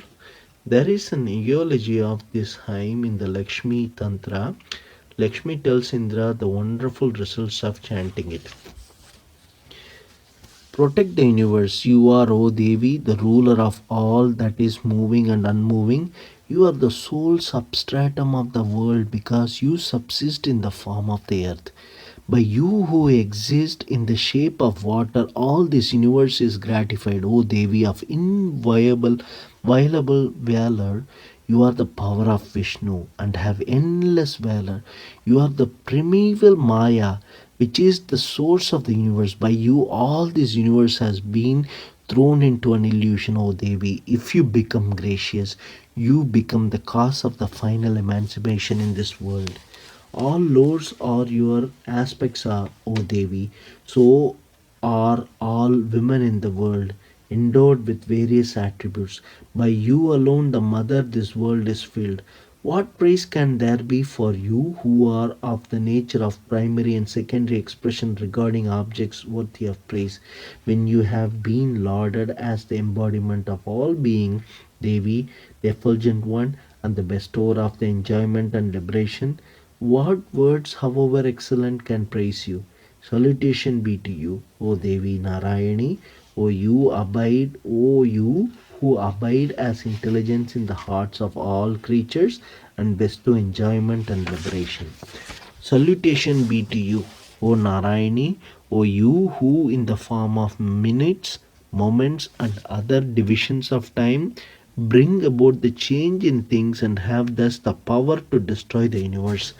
Salutation be to you, O Narayani, O you who are the good of all good, O auspicious Devi, who accomplish every object, the giver of refuge, O three-eyed Gauri. Salutation be to you, O Narayani, you who have the power of creation, sustentation, and destruction, and are eternal. You are the substratum and embodiment of the three gunas. Salutation be to you, O Narayani, O you who are intent on saving the dejected and distressed that take refuge under you, O you Devi, who remove the sufferings of all. Salutation be to you, O Narayani, you who ride in the heavenly chariot yoked with swans and assume the form of Brahmani, O Devi, who sprinkle water with kusha grass. Salutation be to you, O Narayani, O you who bear the trident, the moon, and the serpent, and ride a big bull, and have the form of Maheshwari. Salutation be to you, O Narayani, O you who are attended by peacock and cock, and bear a great spear.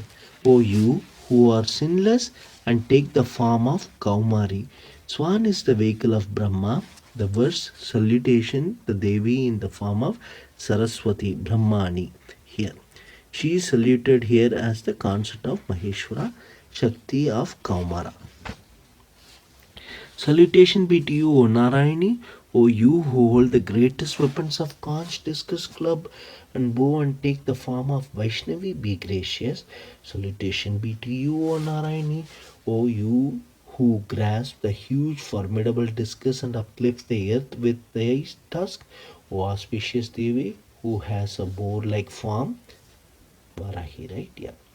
Salutation be to you, O Narayani, O you who in the fierce form of a man lion put forth your effort to slay the Daityas, O you who possess the benevolence of saving the three worlds. Saluted here as consort of Vishnu, Shakti of Vishnu in his boar incarnation, Shakti of Vishnu in his fourth incarnation as a man lion. Salutation be to you, O Narayani, you who have a diadem and a great thunderbolt are dazzling with 1,000 eyes, and took away the life of Vrita, O Aindri. Salutation be to you, O Narayani, O you who in the form of Sivadhuti slew the mighty host of Daityas, O you of terrible form and loud throat. Salutation be to you, O Narayani, O you who have a face terrible with tusk and are adorned with the garland of heads, Chamunda, O slayer of Munda. Salutation be to you, O Narayani, O you who are good fortune, modesty, great wisdom, faith, nourishment, and Swata. Consort of Indra, the slayer of demon by name, Vrita. O you who are immovable, O you, great night and great illusion, salutations be to you, O Narayani, you who are intelligence and Saraswati, O best one, prosperity, consort of Vishnu, dark one, nature, be propitious. O queen of all, you who existed in the form of all and possess every might, save us from error. O Devi, salutation be to you, Devi Durga. May this benign countenance of yours, adorned with three eyes, protect us from all fears. Salutation be to you, O Katyayani, terrible with the flames, exceedingly sharp, destroyer of all the asuras. May your trident guard us from fear. Salutation be to you, O Bhadrakali. May your bell that fills the world with its ringing and destroys the prowess of Daityas goddess, O Devi. As a mother protects her children from all evils, may your sword, smeared with the mire like blood and fat of asuras, and gleaming with rays, be for our welfare. O Chandika, we bow to you. When satisfied, you destroy all illness, but when wrathful, you frustrate all the longed for desires. No calamity befalls men who have sought you. Those who have sought you become verily a refuge of others.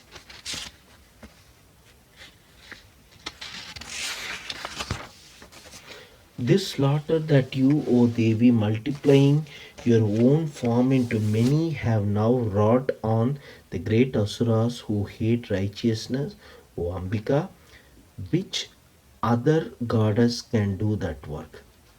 Who is there except you in the sciences, in the scriptures, and in the Vedic sayings that light the lamp of discrimination? Still, you cause the universe to whirl about again and again within the dense darkness of the depths of attachment, where rakshasas and snakes of virulent poison are, where foes and host of robbers exist, where forest conflagrations occur, there and in the mid sea you stand and save the world. O Queen of the universe, you protect the universe. As the self of the universe, you support the universe. You are the goddess worthy to be adored by the Lord of the universe. Those who bow in the devotion to you themselves become the refuge of the universe. O Devi, be pleased and protect us always from fear of foes, as you have done just now by the slaughter of asuras, and destroy quickly the sins of all worlds and the great calamities which have sprung from the maturing of evil portents. O Devi, you who remove the afflictions of the universe, be gracious to us who have bowed to you. O you worthy of adoration by the dwellers of the three worlds, be boon giver to the worlds. The Devi said, O Devas, I am prepared to bestow a boon. Choose whatever boon you desire in your mind for the welfare of the world. I shall grant it. The Deva said, O Queen of all, in this same manner you must destroy all our enemies and all the afflictions of the three worlds. The Devi said, when the 28th age has arrived during the period of Vaivasvata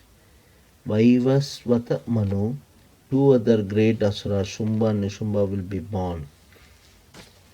Then, born from the womb of Yashoda in the home of cowherd Nanda, the dwelling on the Vindhya mountains, I will destroy them both.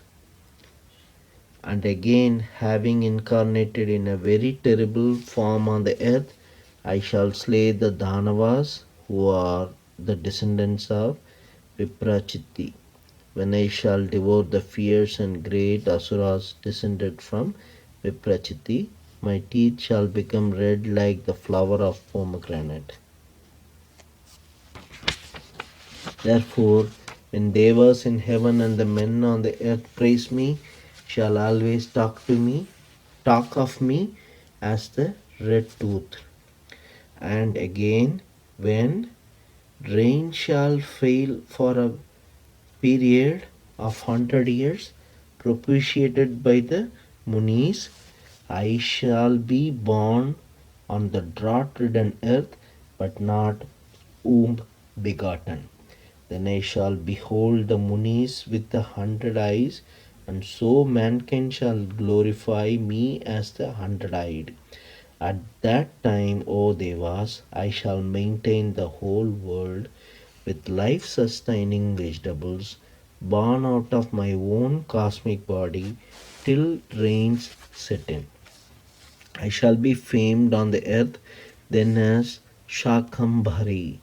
At that very period I shall slay the great Asura named Durgama. Thereby I shall have the celebrated name of Durga Devi, and again, assuming a terrible form on the mountain Himalaya, I shall destroy the Rakshasas for the protection of the Munis. Then all the Munis, bowing their bodies reverently, shall praise me, and thereby I shall have the celebrated name of Bhima Devi. When the Asura named Aruna shall work great havoc in the three worlds, having taken a collective bee form consisting of innumerable bees, I shall slay the great Asura for the good of the world. And then people shall laud me everywhere as Brahmari. Thus, whenever trouble arises due to the advent of the Danavas, I shall incarnate and destroy the force. Here ends the 11th chapter called Hymn to Narayani of Devi Mahatmyam in the Markandeya Purana during the period of Savarnida Manu. The Devi said, and whoever with a concentrated mind shall pray to me constantly with the hymns, I shall without doubt put down every trouble of his.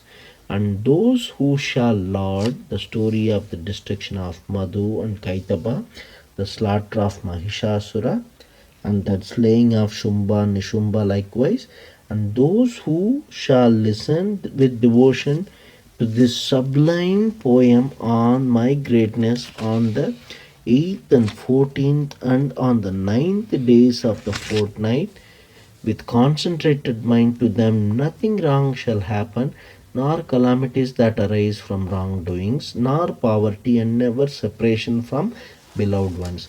He shall not experience fear from enemies or from robbers and kings or from weapons, fire and flood. Hence, this poem of my greatness must be chanted by men of concentrated minds and listened to always with devotion, for it is the supreme course of well being. May this poem of my glories quell all epidemic calamities as also the threefold natural calamities. The place of my sanctuary wherein this poem is duly chanted every day, I will never forsake there, and my presence is certain. When sacrifice is offered during worship, in the fire ceremony, and at a great festival, all these poems on my acts must be chanted and heard.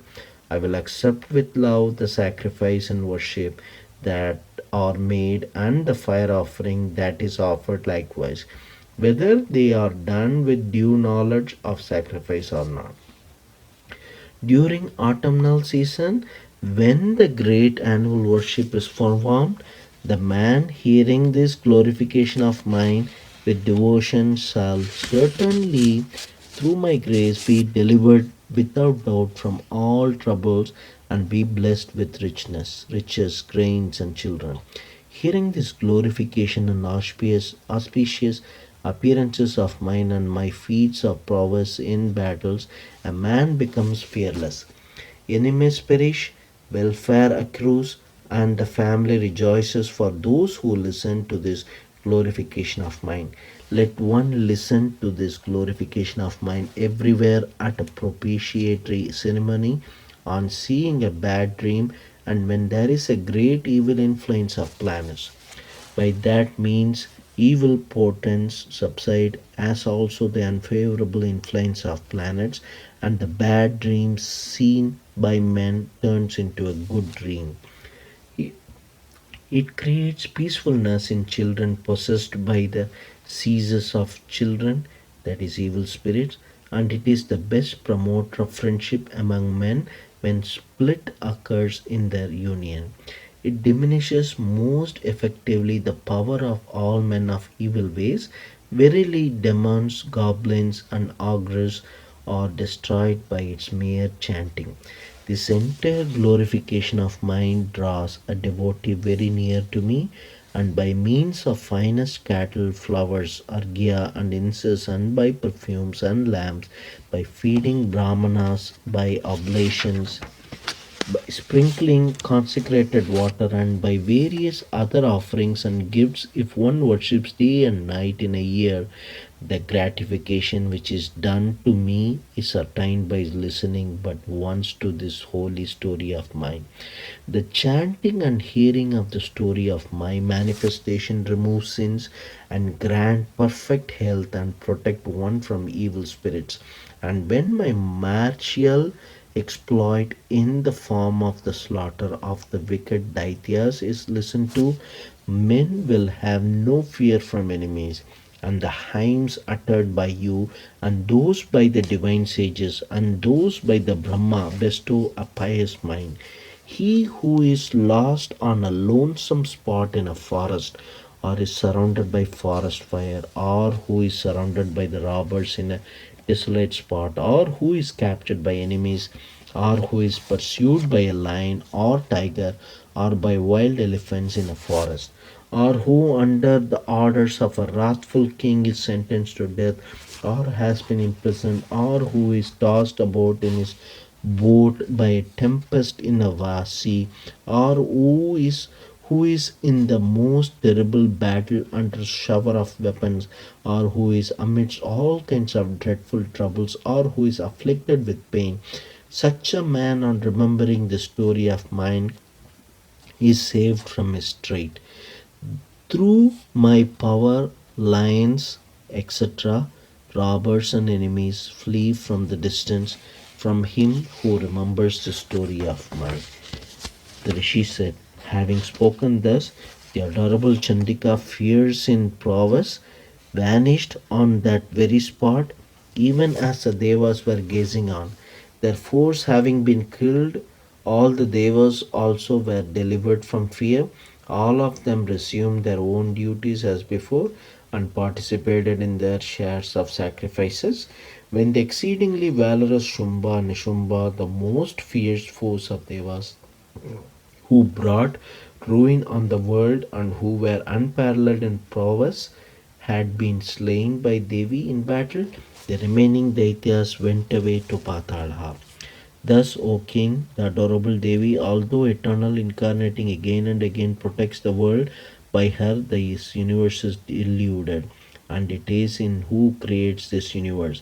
And when entreated, she bestows supreme knowledge, and when propitiated, she bestows prosperity. By her, the Mahakali, who takes the form of great destroyer at the end of time, all this cosmic sphere is pervaded. She indeed takes the form of a great destroyer at the proper time. She, the unborn, indeed becomes this creation at the time proper for recreation. She herself, the eternal being, sustains the beings at another time. In times of prosperity, she indeed is Lakshmi, who bestows prosperity in the homes of men. And in times of misfortune, she herself becomes the goddess of misfortune and brings about ruin. When praised and worshipped with flowers, incense, perfumes, etc., she bestows wealth and sons and a mind bent on righteousness and prosperous life. Here ends the 12th chapter called Eulogy of Merits of Devi Mahatmya in the Markandeya Purana during the period of Savarni the Manu. The Rishi said, I have now narrated you, O king, this sublime poem on the glory of Devi. The Devi is endowed with such majestic power. By her, this world is upheld. Knowledge is similarly conferred by her. The elusive power of Bhagavan Vishnu, by her, you, this merchant, and other men of discrimination are being deluded, and others were deluded in the past and will be deluded in the future. O great king, take refuge in her, the supreme Ishwari. She indeed, when worshipped, bestows on men enjoyment, heaven, and final release from transmigration. Markandeya said to his disciple Bhaguri, O great sage, King Surata, who had become despondent consequent on his excessive attachment and the deprivation of his kingdom, and the merchant, having heard this speech, prostrated before the illustrious Rishi of severe penances and immediately to perform austerities. repaired to perform austerities. Both king and the merchant, in order to obtain a vision of Amba, stationed themselves on the sandbank of a river and practiced penances chanting the supreme Devi Sukta, hymn to the Devi. Having made an earthen image of Devi on the sands of the river, they both worshipped her with flowers, incense, fire, and libation of water. Now abstaining from food and now restraining in their food, with her minds on her and with concentration, they both offered sacrifices sprinkled with blood drawn from their own bodies. When they, with controlled minds, propitiated her thus for 3 years, Chandika, the upholder of the world, was well pleased and spoke to them in visible form. The Devi said, "What you solicit, O king, and you, the delight of your family, receive all that from me. Well pleased, I bestow those to you both."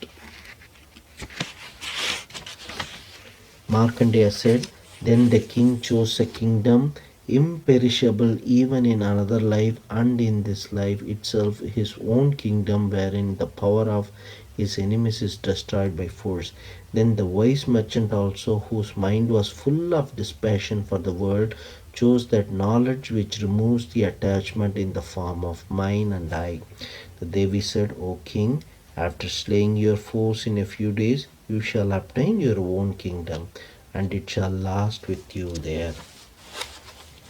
And when you are dead, you shall gain another birth from a Deva Vishwat's son, and shall be a Manu on earth by name Savarni.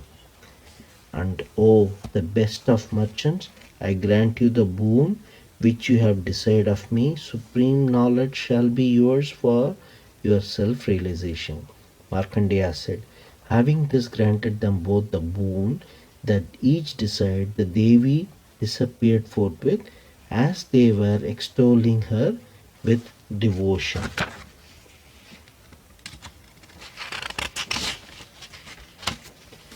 Having thus gained the boon from Devi, Surata, the foremost of Kshatriyas, shall obtain a new birth through Surya and of his wife Savarna, and shall be the Manu. Eighth named Savarni shall be the Manu named Savarni. Here ends the 13th chapter called The Bestowing of Boons to Surata and Vaishya of Devi Mahatmya in Markandeya Purana during the period of Savarni the Manu. Here ends the Devi Mahatmya of 700 mantras. Om Tat Sat Om.